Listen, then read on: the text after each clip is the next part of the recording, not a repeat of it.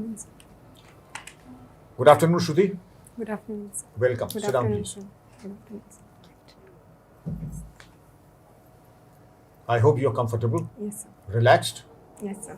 Should we begin Yes, sir. the interaction? Yes, sir. Wonderful. I'm very impressed by your wonderful performance academically, Thank you, your sir. extracurricular activities, and you're from Bijnor. Yes, sir. And of course, Bijnor is a wonderful place. Yes, sir. And you did not have your schooling in Bijnor. Your schooling was also in Delhi. Yes, sir. Okay, wonderful. So you are avid history scholar. Which part of history fascinates you the most? So, all aspects, but if I have to name one, ancient history.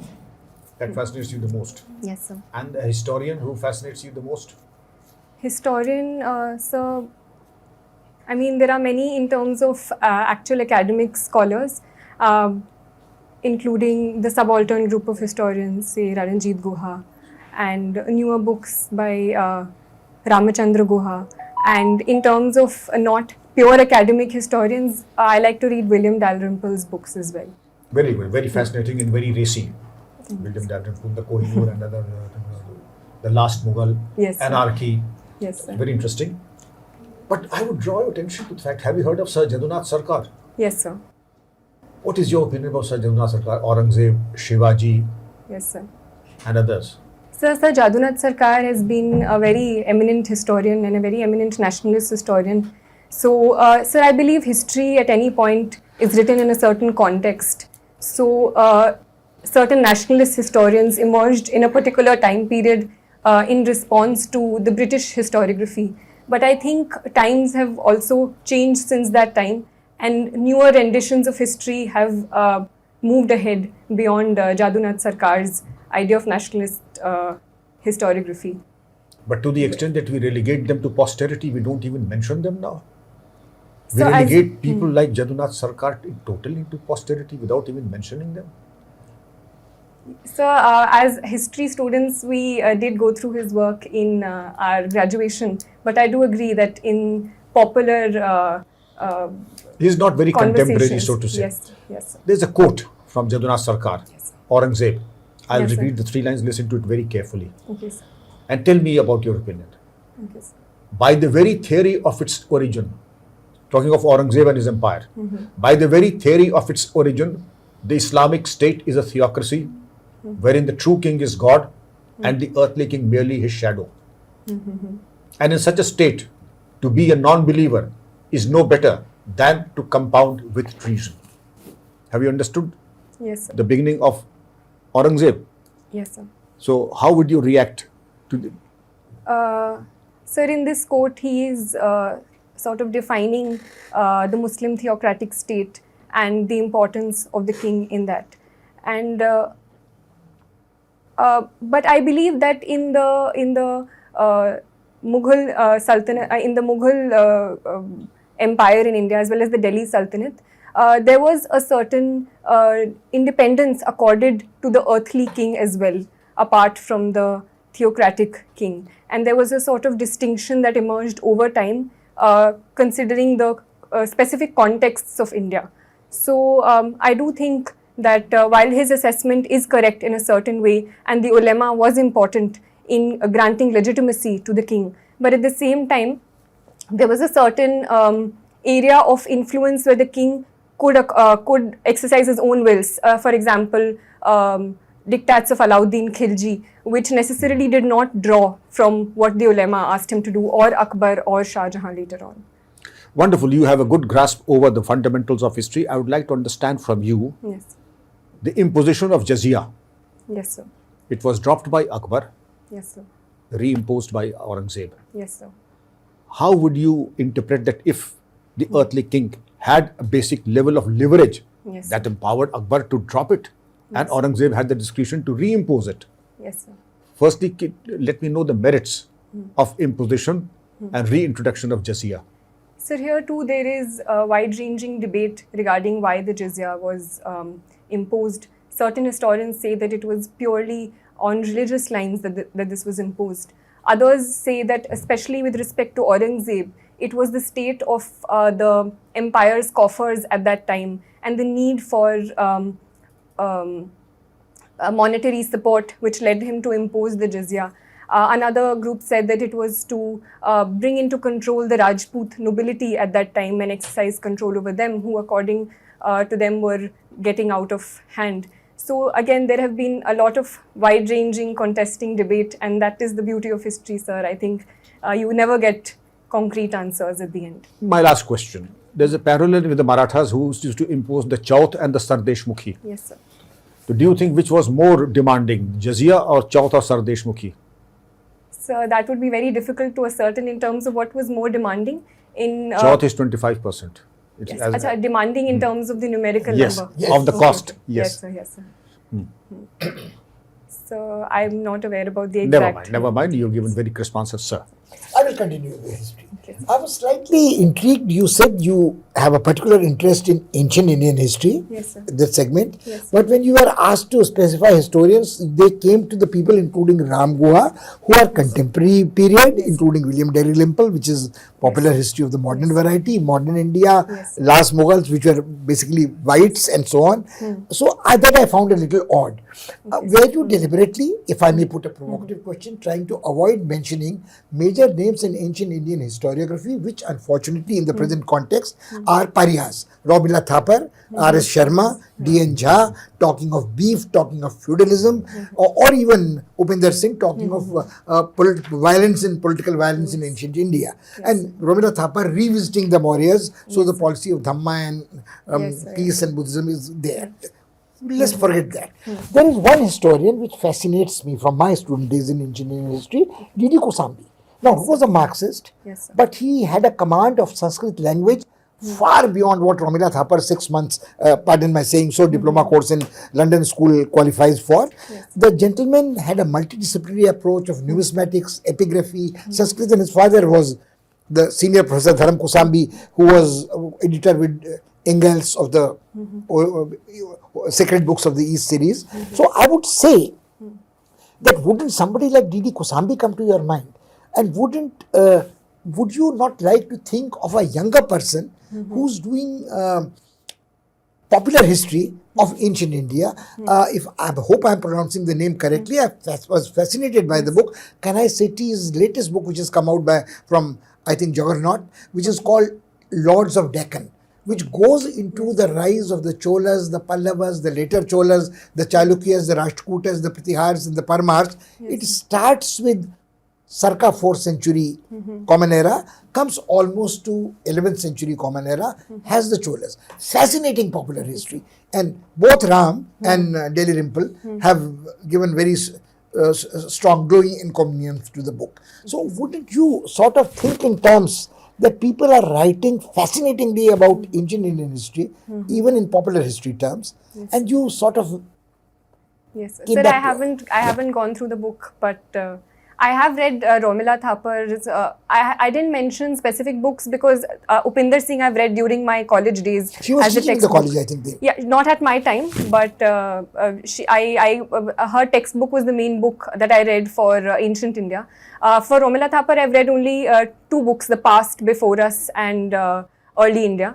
So I didn't want to mention names. D.D. Kosambi, again, I've gone through my syllabus. Why did you not want to mention names? You know, I have a running battle with Romila Thapar since my student days. Yes, sir. I think a person who has no first-hand knowledge of the sources should not pontificate on the word, what Mlicha means, what Berber means, what the tradition was. She is outside the tradition. She did a BA from Punjab University, did a direct PhD from London with bachelor, came back to India, was appointed, not even appointed as a reader here, went to Kurukshetra, came back with her BBC 4th channel program, Channel 4 programs and Penguin book, and suddenly got a readership in Delhi University. I was teaching Indian history at that stage in Delhi University in Ramjas College. I was not impressed. But then came JNU, and then came the Marxist takeover of the Indian historiography. I have no problems with the ideological part. I have problems with not being a person familiar with the sources and trying to, based on translations, give interpretations on various things. Now, the 2 books by Romila Thapar you mentioned are not the kind of historical research in ancient India. They are political interventions in the Yes, sir. public discourse and making comments. Past, prejudice, lineage and so on. So my question was not about the relative merits of Ramila Thapar. Your reluctance to name her. You could have named a historian in an area which interests you and have an agreement or disagreement with her. Yes, sir, yes. There would be, there are interesting issues of ancient Indian history which is going to haunt us in present day India, and especially as a civil servant. Beef eating, tolerance, political violence, and I'm not talking of Hindu-Muslim violence. You could go over even to the days of, let's take a Hindu revivalist novelist, if one might put it, labels, Kanhaiyalal Maniklal Munshi and Patadni Prabhuta, where the basic sectarian conflict is between the Jains and the Hindus, Siddharaj and the Solanki king. So the problem is that you would have a problem if you avoided Sir, I didn't think of it that way. They were the first names that came to my mind, but and the first thing that came to my mind is that this young lady is being too clever by half, avoiding controversial writers on ancient Indian history. Rightly so, sir. So that's one part which I thought, you should not appear to be doing this. Okay, sir. Okay, sir. That's one. There have been, even Upendra Singh is very, very good, So you don't have, world doesn't start or stop with Ramila Thapar. She's a 94-year-old lady. And both of them have won the same Krug Prize, Upendra and Ramila Thapar. Yes, sir. But the kind of, ancient Indian history is fascinating. All right, but let's get to, have you ever heard of Theri Gatha? Yes, sir. What is Theri Gatha? Therigatha are a collection of hymns. It's a Buddhist text. Is it a Buddhist text? Written by Buddhist nuns. So I think it's basically oral, this thing which was written down later. If I can recollect correctly. They are poems written by Buddhist nuns, Yes, but sir. not really Buddhist texts. Okay, sir. Because they talk of a dilemma of aging, death, remorse Yes, sir. by a nun who has renounced the world at one time and has. Yes, so they're one of the few texts which give us a female sort of viewpoint into the Buddhist tradition as well. My problem is that do they give you an insight into the Buddhist tradition, or do they talk of an existential dilemma of a woman?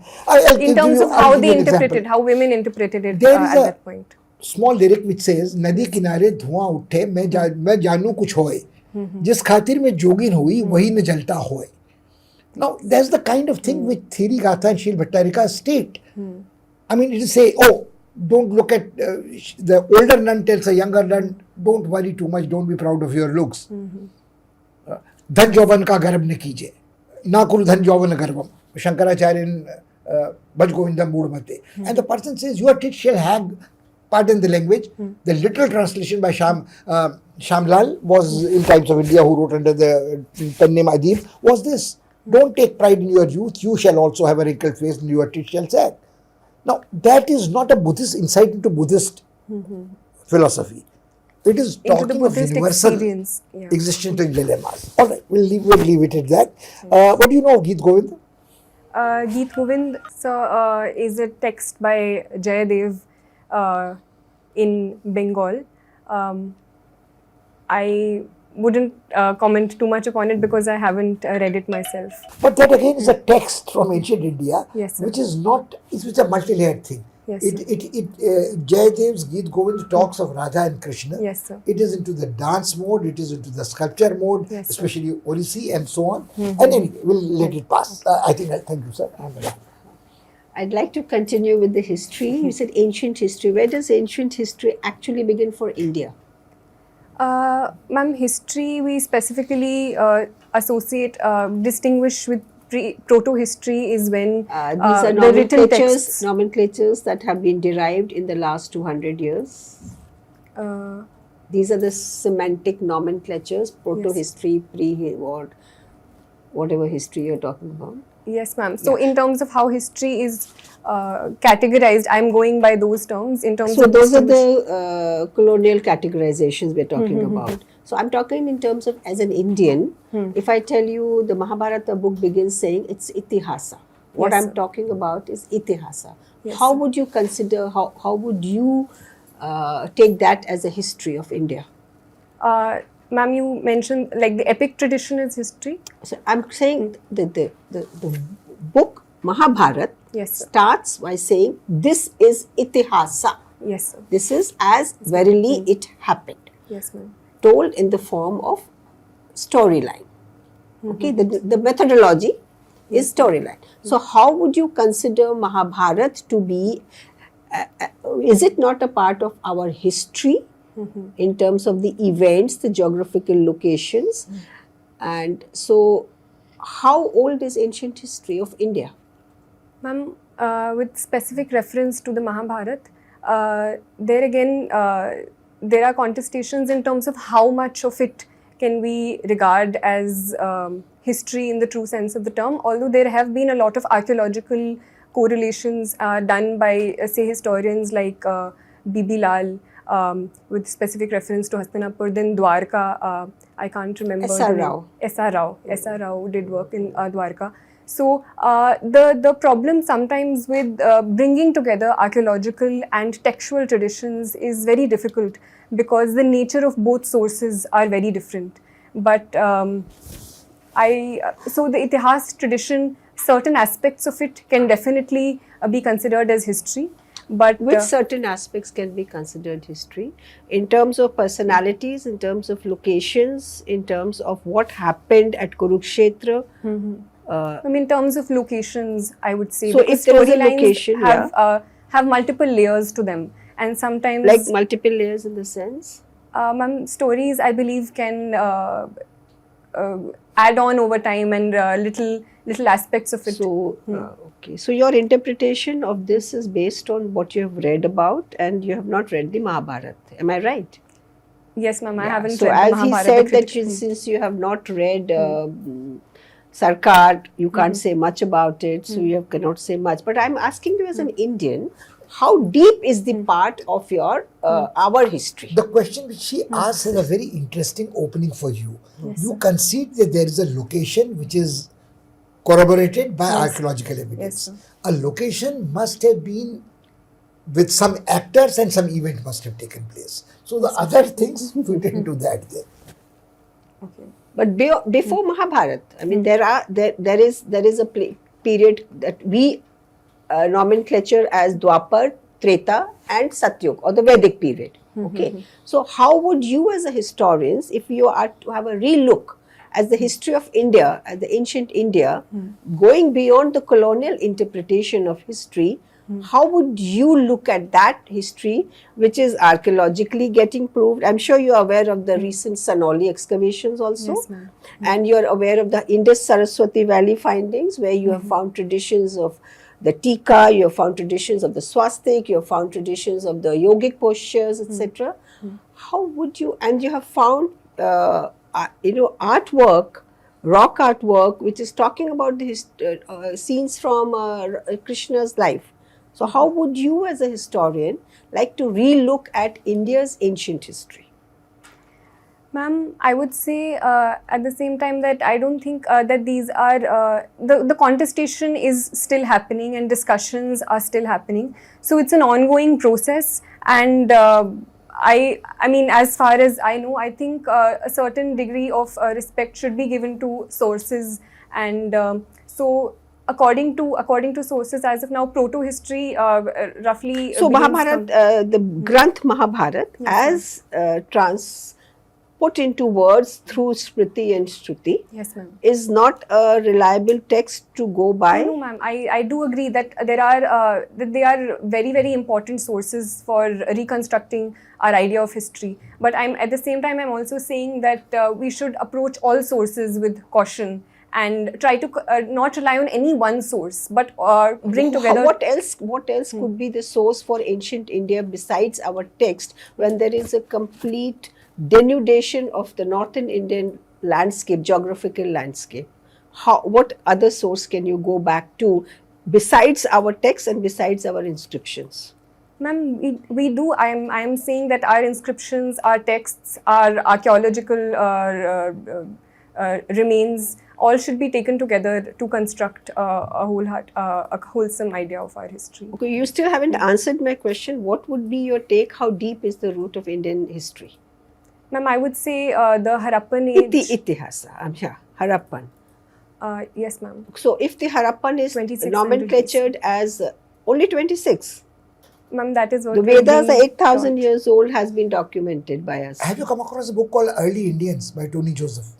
I've read of it. I've read a review. I haven't read it. I would very strongly recommend that don't read of it. Read the book, Okay. small book, before you go for the interview. Okay, Because this debate, you Ah. might have a major difference with her and not concede the chronology, but there is a DNA analysis which has Yes, sir. tried Yes, to sir. I did go go to through the that. next question of the Yes. relationship between the Indus Valley civilization Civilization and the and the Aryan Vedic. civilization and the origin of the Aryas and dispersal of the DNA all over Yes, this sir. continent. I think for a person doing ancient Indian history, That's very critical it would book. be Yes, absolutely sir. I remember critical. reading there was a entire page in the Hindu. I remember, which was But If, read the if book, you had yeah. done the entire page in Hindu, you would be in a position to answer my or her queries without going through the book.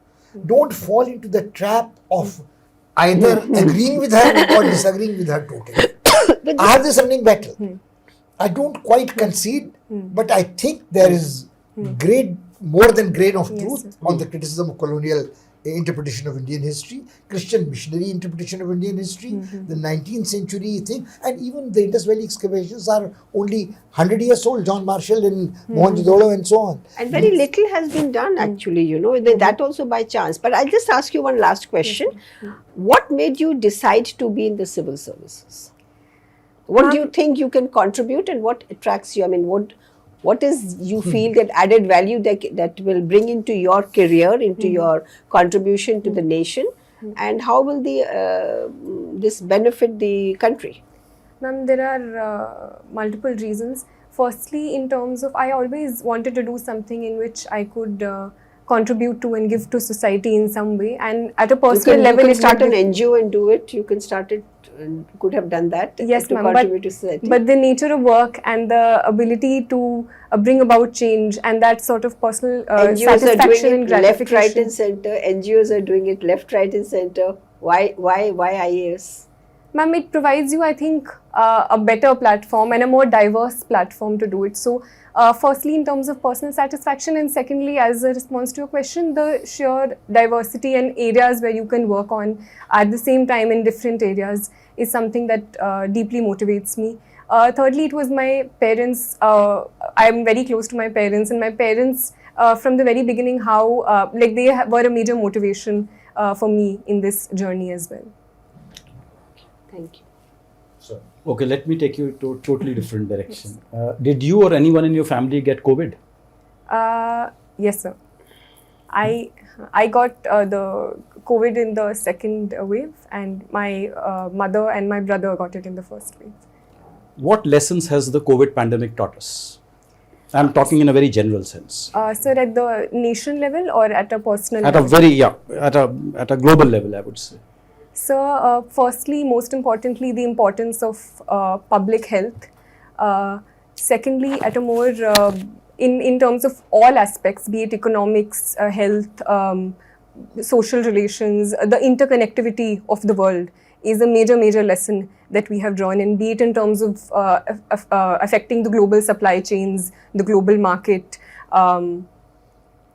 Thirdly, I think the importance of at a personal level across the world, we have understood the importance of relationships, of social relationships, because loneliness was something that people all across the world dealt with in terms of loss of our loved ones. So the idea of emotional bonds and how it's important to strengthen them is something that I feel we have learned. And hasn't it also taught us something about technology?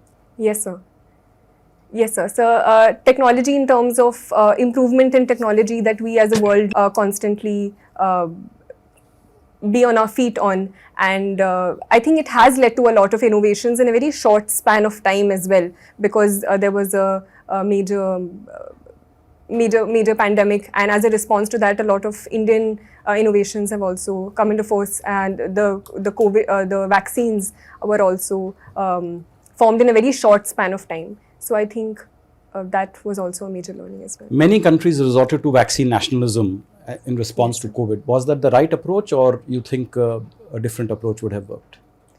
So I think, as I said, it's an interconnected world, and both aspects of the issue must be kept in mind. ensuring adequate vaccines for your own nation is first and foremost very, very important. At the same time, hoarding is something that should we, like, as a nation, as a global world order, we should go against. So certain countries hoarding as many as 20-30 times of their required vaccine doses should definitely have been condemned upon, when certain other areas of the world hadn't even got their first shot. So as the first step, ensuring enough for your nation, and then I think in a global interconnected world, sharing them with others was, according to me, the right You mentioned step. the global world order. What kind of a world order do you think emerging post-COVID? Post-COVID, I think we have understood the importance of cooperation. So that is definitely emerging.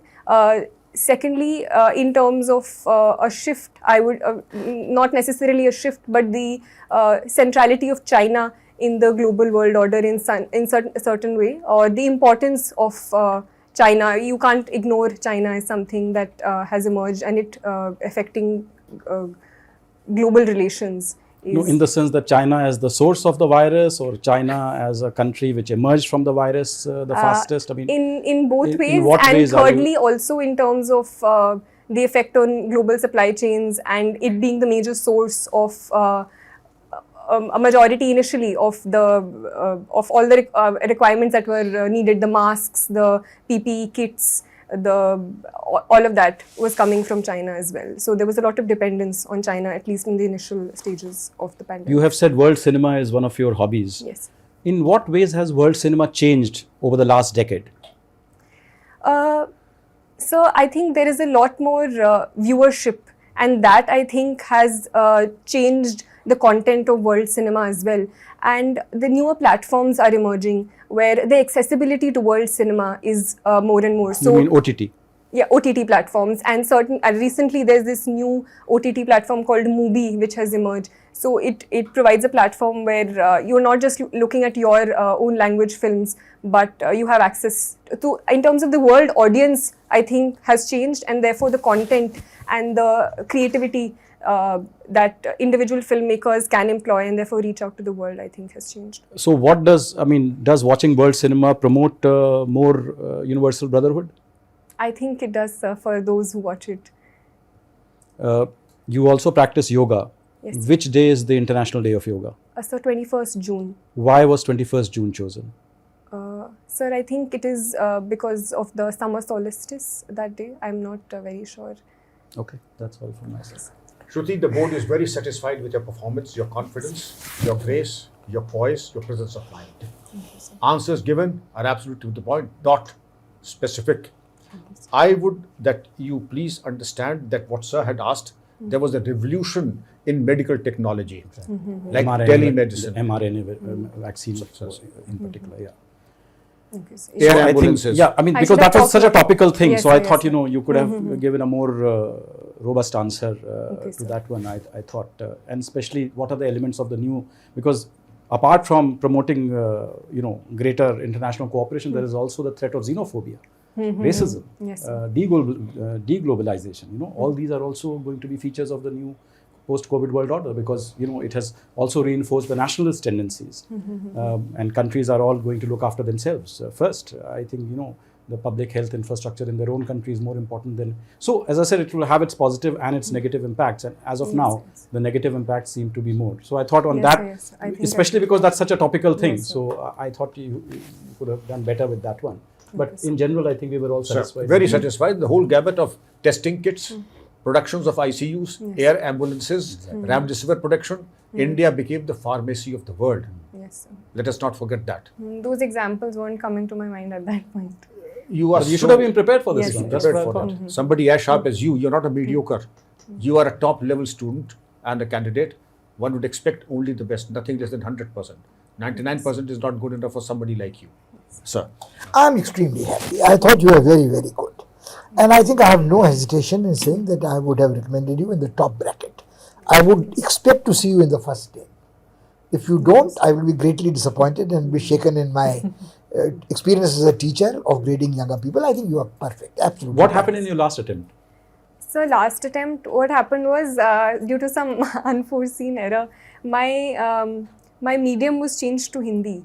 So I had wrote my entire this thing and I missed by 1 mark the interview call.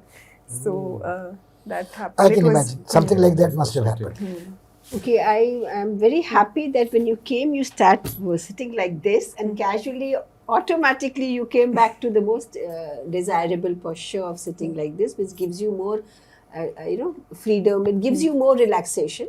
I was very uncomfortable. I know. I was going to tell you, but I noticed that you did it very nicely, and you came back to a very normal position. In terms of your answers, of course, whatever you have read, whatever the computer has, the computer will only give that information. I would like you to caution on one point when you name the Sarkar as nationalist. So bringing out facts which were covered and uncovering facts or writing about things which have not been talked about by the colonial historians, I don't think you should label it as nationalist. So because it might be against the grain of today's if you use the word nationalist for people who are writing facts of his history which have not been told to us, might not give a very pleasant what else can this is what I just thought. That was one word you should not use. These are students. So I should just say like a historian. I shouldn't use any particular terminology. I personally would not try to call them as nationalists. I would just call them as good historians who are trying to unearth things that have not been told to us. Like Mazumdar. I mean, the difference between Tarachand and Mazumdar's history of the freedom movement. So one was writing from different, from the factual facts, and this is the whole thing. NCRT drama when G. Parthasatri was the head, the whole drama was that. Because the reader was put out of the committee because he says, I will not change facts of history. When they were being told to change facts of history, I'm talking about the 60s and 70s. So people who are writing facts which may not be comfortable should not be labeled either as, we call them colonialists because we were under a rule. So we call them, but we're not naming them as nationalists or anti-nationalists. That was, otherwise you were very well, you tried to do your best, you tried to come to archaeology, but you missed out on the depth because obviously it's a big topic. It's a very big topic and you have not been taught about it. Yes. What was the other book that you mentioned earlier on, apart from Early India by Tony Joseph?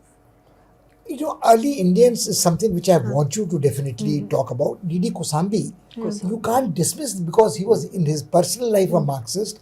It is the first case of multidisciplinary sources being brought to ancient Indian history. Even when he talks of myths, he talks of the myth of Bhagirath as the hydraulic engineer who was taming Ganga and making dams, run of the river dams, which nobody else has the guts to suggest. So myth and reality in Indian history he talks about. Mostly people get confined to introduction to Indian history or outline of Indian history and culture by Kosambi. They don't go into myth and reality in his other essays. I think he was a person who had the courage to say that there was myth which provided insight into Indian history, and he was absolutely secure in Pali and Prakrit and Sanskrit and numismatics and mathematical statistics. He was a professor of theoretical mathematics in Tata Institute of Fundamental Sciences.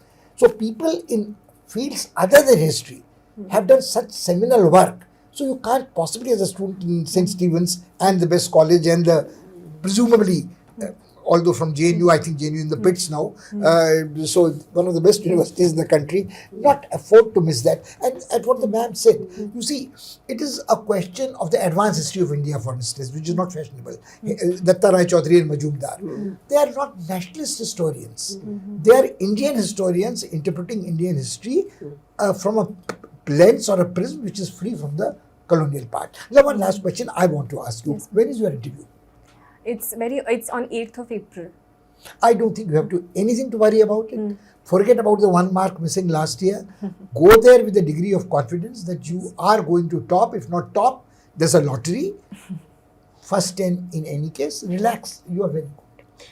Just one input on history again. This multidisciplinary approach is happening now. We're approaching it from all the angles, like the science angle, the DNA angle, the epigraphy, the archaeology, textual data, and astronomical data embedded in both the epics and in the Rig Veda. So dating them and coming to those conclusions, because we all know that the first science was this knowing the Brahman, knowing the nakshatras. So all that disciplines are now coming together, converging, and we have already made 3 attempts and we are now in the final stage. So all that is, so you should be a little in the know that this is happening in the background. Okay. Okay. Thank you, sir. Thank Well you. done. All the best. Thank you, Thank sir. you.